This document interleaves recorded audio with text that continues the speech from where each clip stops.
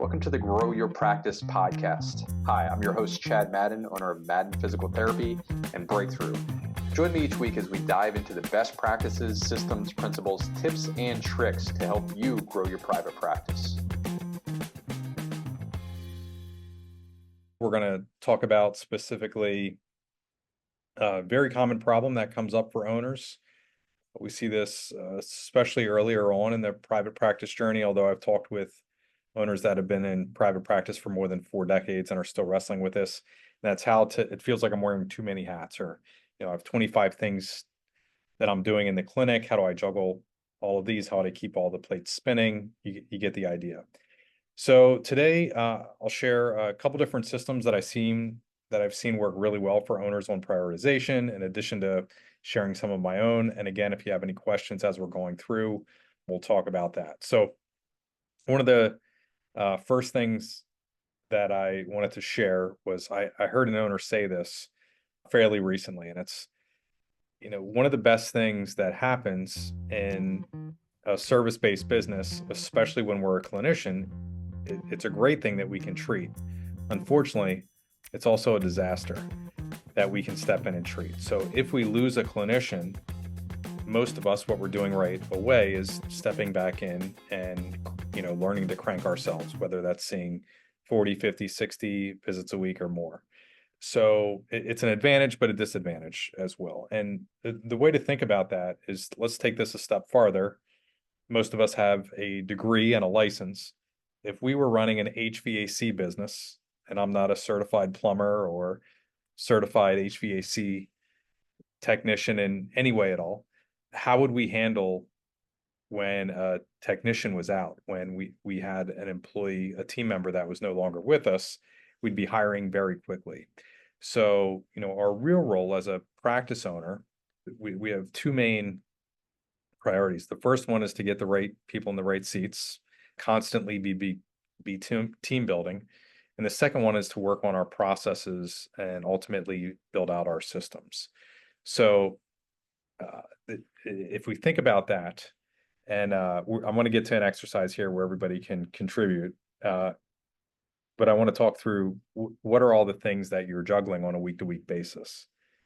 Before I get there, I want to talk about processes and a system. So anytime that we have a system in place, whether it's a marketing system, a financial system, a personnel system, team building system, whatever that it is, there's 6 or 7 steps that are part of that process. I'll start with a clinician. Most of us are going to be clinicians that are listening to this. So when we see a new patient, let's say I can see Yehi first on my screen, so I'll pick on her. I'm the clinician. I'm seeing Yehi day 1, and she comes in and she has shoulder pain. I'm going to take a look at her shoulder, right? I'm going to do my history, objective measures, all things that are very, very typical for us to be doing. Objective measures, special tests, and I'm going to get an idea of how her shoulder is moving, what the range is, what the mobility is, what the strength is. And the reason that I'm going to do that is so I get a good idea on a diagnosis, a working diagnosis, and that I can create a plan, which is step number 2. So then I'm going to do that. I'm going to create a plan, and that plan is going to consist of, how many frequency, duration, the number of treatments, the modalities that are going to be involved in that, the CPT codes I'm going to be using, et cetera. And that's really part of my strategy. And then I'm going to implement those, right? So I'm going to be doing manual therapy. Maybe it's something cervicothoracic that's related to her shoulder based on what I found and the testing, but I'm going to go through an implementation process, and then going to measure how well that's doing. So if, day 1, she comes in and she's at 115 degrees of scaption or abduction, we're going to be measuring that every so often, every single visit, or maybe once a week, every other week. But we're going to be taking measurements and seeing how well that's working. Then we're going to assess, right? Or is she progressing? Is she staying the same? Or is she getting worse? And then we're going to repeat that process as we go through. It's the same exact thing for anything else that we're doing.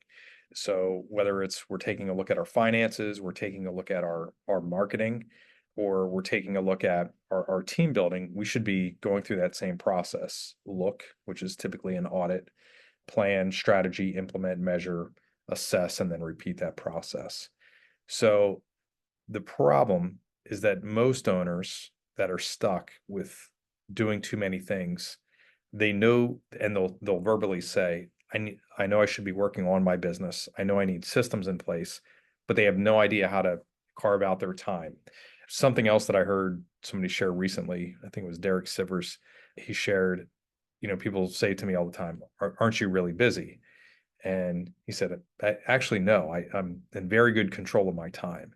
And almost never, ever have I heard an owner say that. Like we usually get, we're saying yes to everything.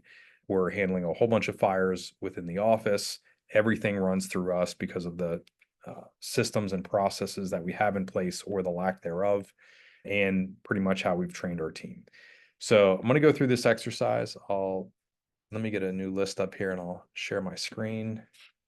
So we're going to list out, and Belinda, Rachel, John, everybody can unmute. Just start rattling off all the things that you've done within the last week as a practice owner. Have you seen patients? Treated patients?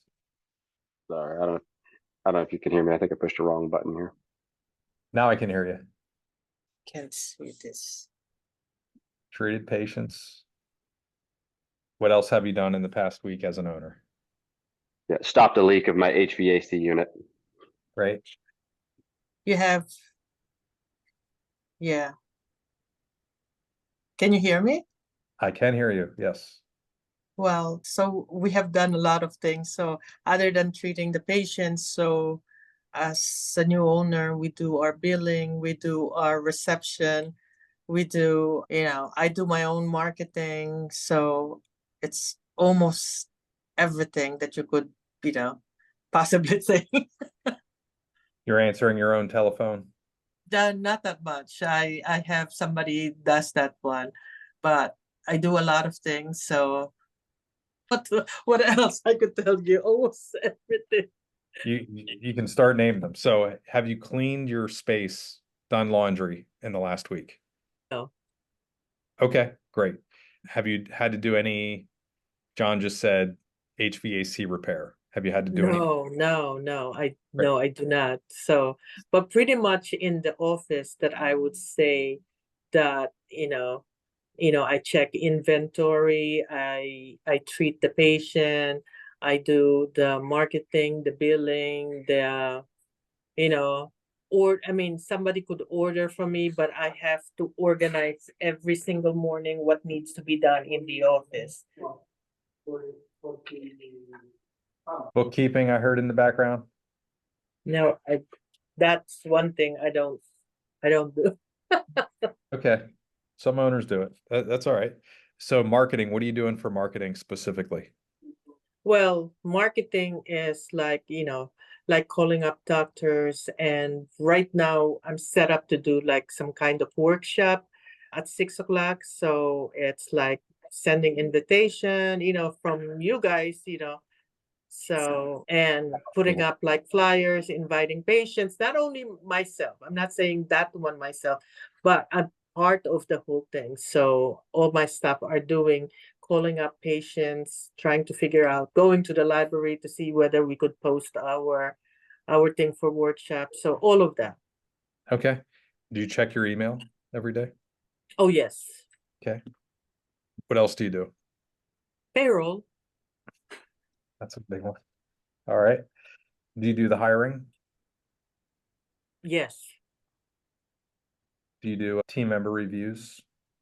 Yes, I do chart review and everything. I co-sign for the PTA. What else? Order supplies. I think, that's inventory. Yeah. Yep. So it's there. Yeah. I think that's more than enough. Great. John, you have a few clinics. Are you doing anything right now for planning additional clinics? No additional clinics. We are just hired a new therapist. So I am sitting around for hours thinking of all these great marketing, advertising ideas and have acted on none of them. but I sit around and I think about them for hours and hours and hours, if that counts. Perfect. Generating marketing ideas. All right. What else? Do you do anything with onboarding training for that new therapist?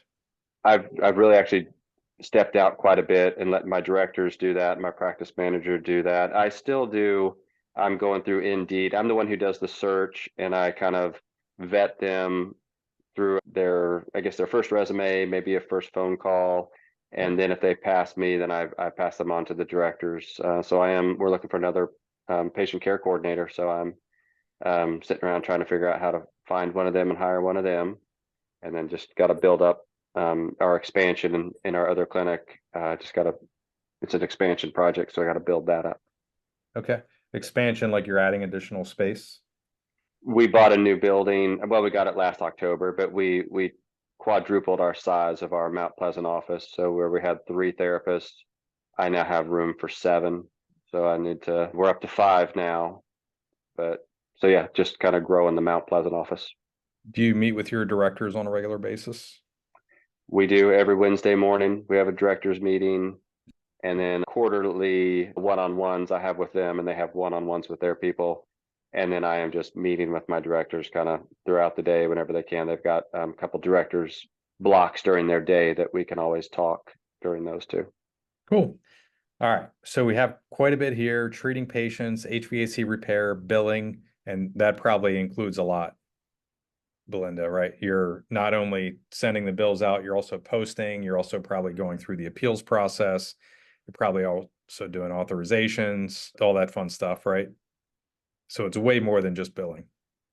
Not authorization, yeah. That one I have somebody does it for me. Okay, great. So a reception may or may not have answered a phone once in the last 30 days.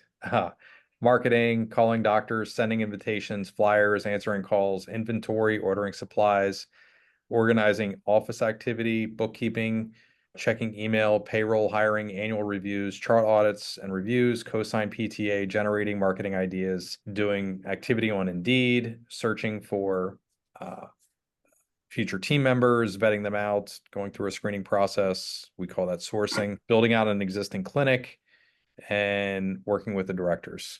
All right. So we have quite a few things here. Now, so I learned this from Todd Herman. Todd Herman wrote a book called The Alter Ego Effect. And met Todd probably 10 or 11 years ago at a business event. It was pretty neat. He works with pretty high-end athletes, professional athletes, performers. And I learned this exercise from him. I forget what the name of the course was. I believe it's called the 90-day year.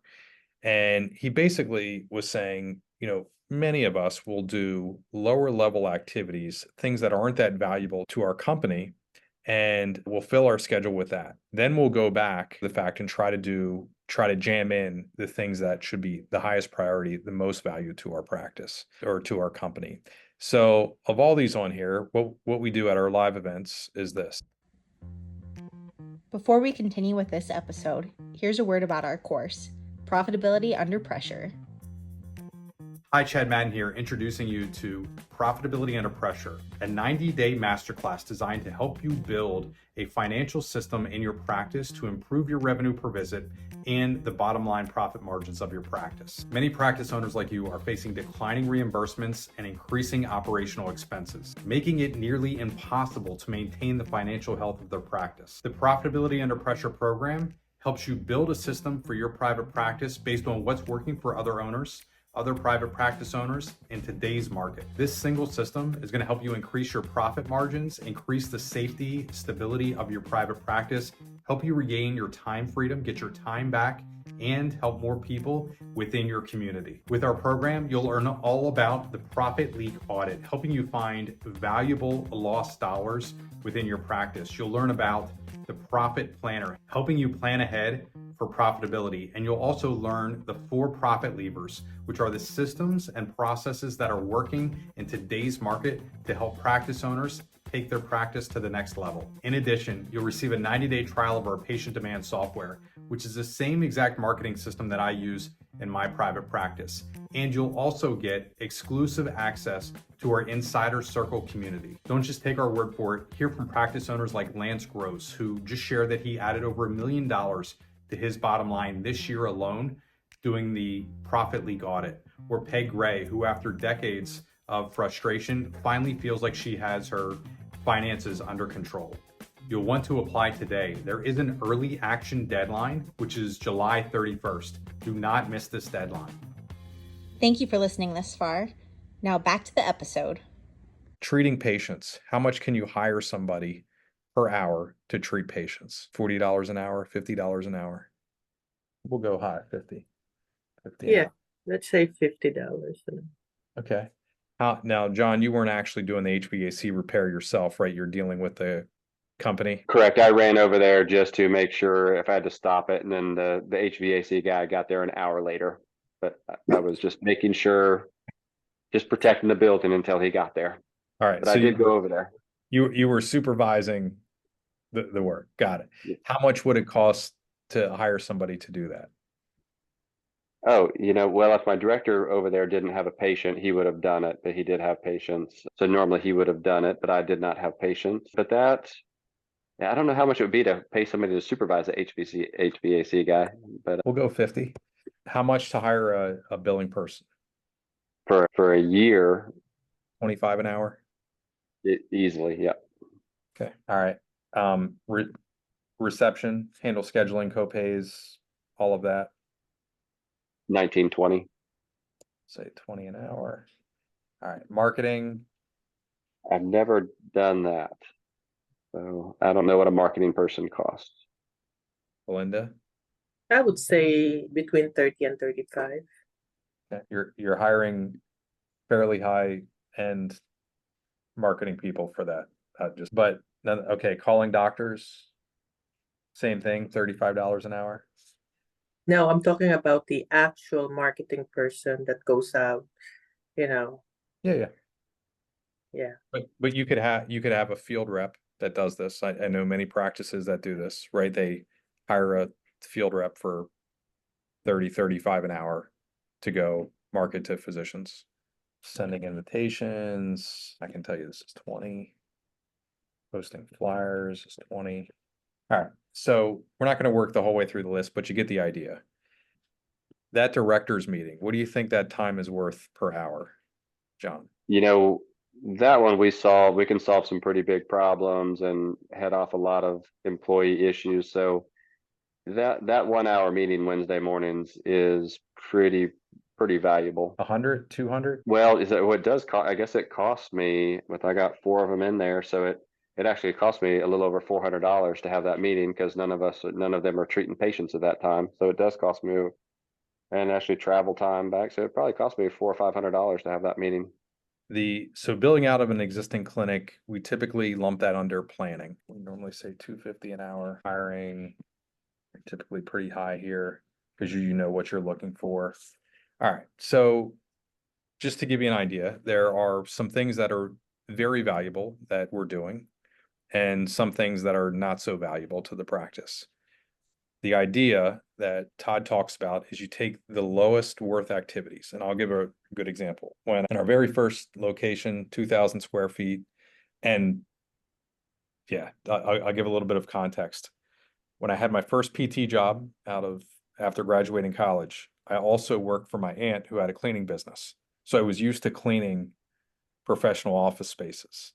So I was doing that in the evenings and then was a PT by day, and I would also clean during the weekends. So when I had my own space, I was like, I'm not going to waste money hiring a person to come clean our space every Tuesday and Friday afternoon or evening or whatever. We would take an hour on each day and clean the entire space. And I remember one time I was cleaning the bathroom and specifically the toilet. 49 South Prince Street, I'll never forget this. And I was like, wow, I have so many other things that I can be doing right now. How much does it cost to hire somebody? We happened to be treating a patient who had a cleaning business. And the one day I just asked him, hey, how much for you to come through here and clean this space? And he said, $50.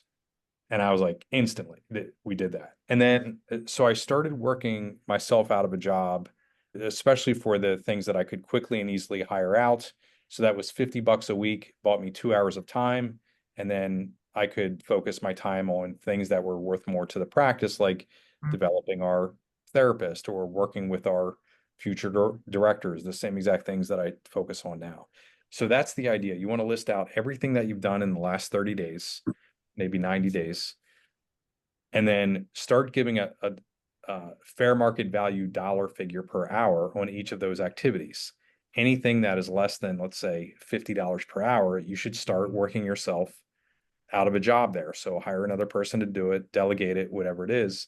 And then the role becomes more looking at how your processes are working, looking at your team. Do you need to add team members? Are there coaching ideas or support ideas for your existing team? And they tend to be the things that are the most valuable. Planning is another one that is in there. So does the exercise make sense? How you list everything out and then you go through, you give a dollar amount and you say, okay, where can I invest my time better? Definitely. We're good. Awesome. I'll give you one other reference in that.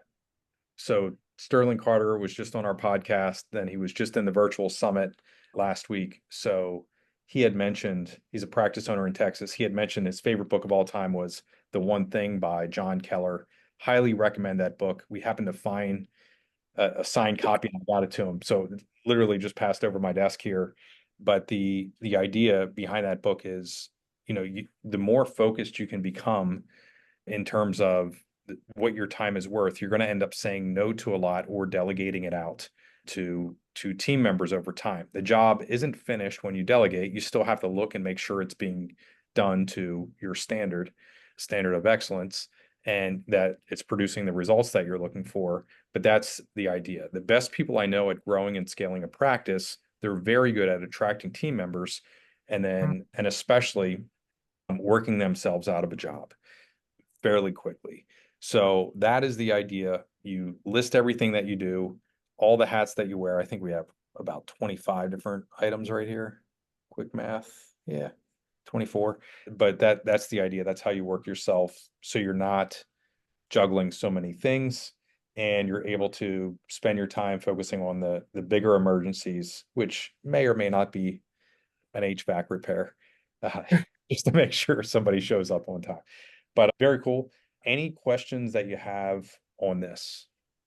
Nope, I think that's spot on. One other pitfall that I'll say that happens quite a bit is, so time discipline is a common theme for many business coaches. And I know in the very beginning, so if you're listening to this and you're treating, let's say, 60 hours a week, and you're thinking, there's no way that I have time to work on my business, and you're trying to make that jump over, one of the key things that you want to think about is carving out an hour, 2 hour, 4 hour block per week, whatever you can afford to do, whatever you feel comfortable doing, and then be very disciplined with that time.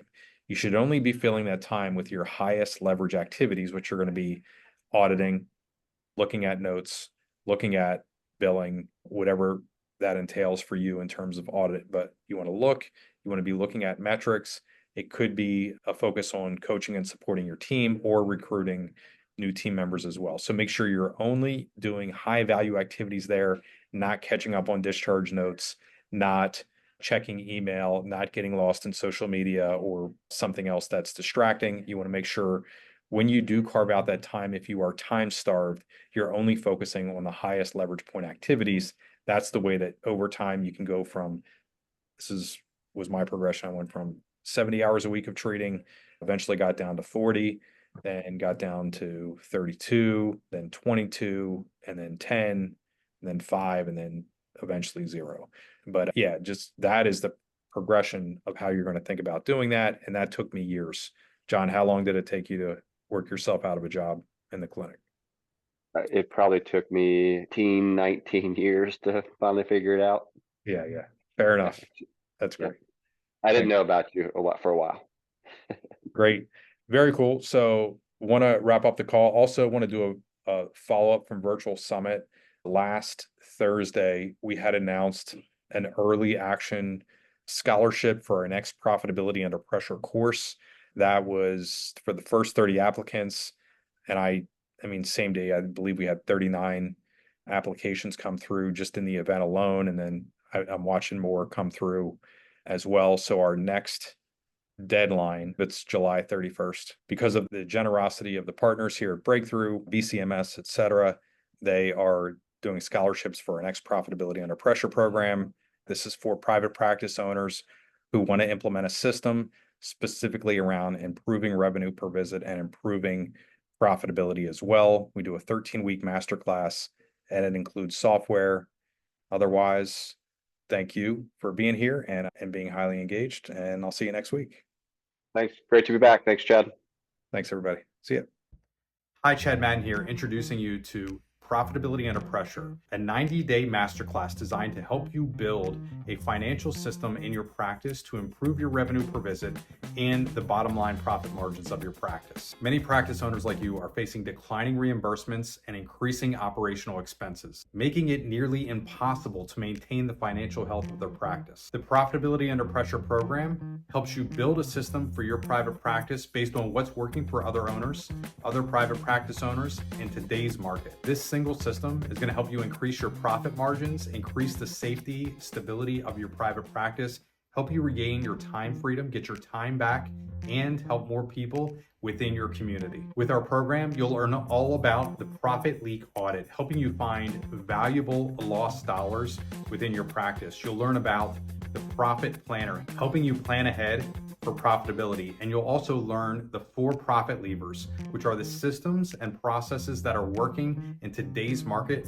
to help practice owners take their practice to the next level. In addition, you'll receive a 90-day trial of our patient demand software, which is the same exact marketing system that I use in my private practice. And you'll also get exclusive access to our Insider Circle community. Don't just take our word for it. Hear from practice owners like Lance Gross, who just shared that he added over $1 million to his bottom line this year alone doing the profit leak audit. Or Peg Gray, who after decades of frustration finally feels like she has her finances under control. You'll want to apply today. There is an early action deadline, which is July 31st. Do not miss this deadline.